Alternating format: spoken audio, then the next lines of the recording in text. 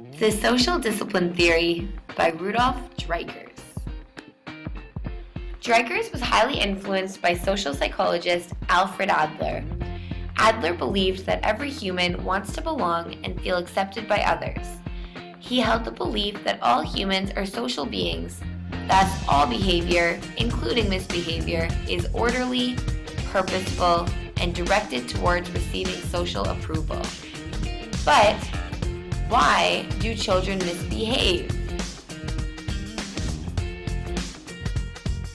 Misbehavior is the result of not being accepted.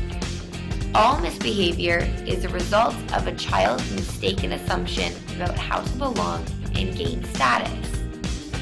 So Dreikurs proposed 4 types of misbehaviors: attention getting,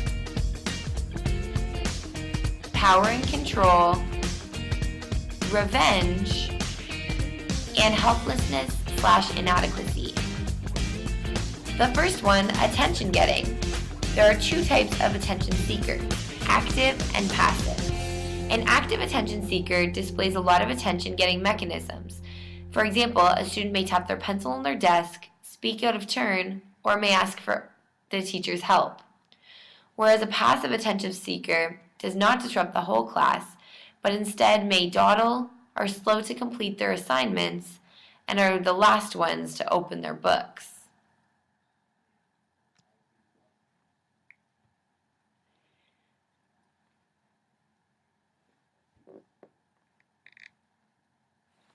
For power and control, the students will follow feelings of inferiority. They may attempt to publicly demonstrate their power against others. Students may do this by verbally or physically breaking down others' achievements. Children are held to different standards than adults during such conflict, so it's easier for them to gain, keep, and demonstrate their power. Strict behavioral rules will only make the children act out more, so that they get the upper hand. For revenge, a student will believe that all mistreatment is intentional, resulting in the false assumption that others do not like them. These students can be highly aggressive, and they may mistreat others because they have been treated inadequately and want to avenge their injustice. The hostility attribution bias is the tendency of individuals with high hostility to infer that others are being hostile towards them in the face of ambiguous behavior, while the expectancy confirmation is when the beliefs about a personality, characteristics of others, cause one to evoke actions in others that are consistent with the initial belief.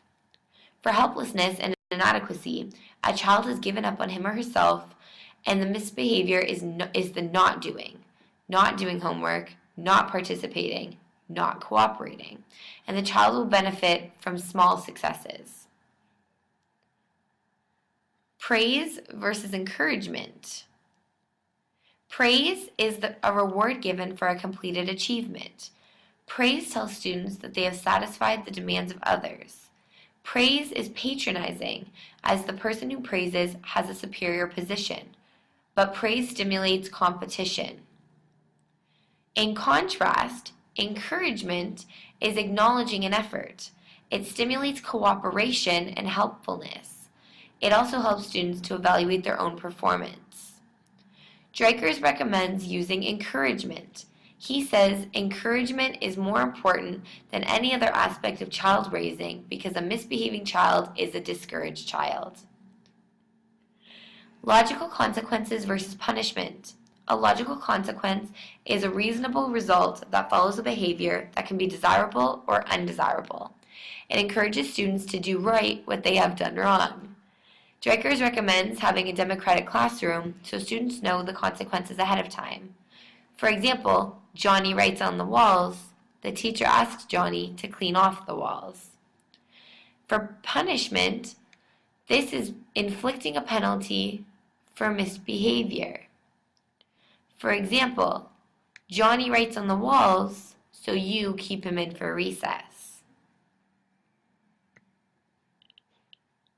Here are some real-life examples of the social discipline model in action, as well as some helpful hints for us as teachers.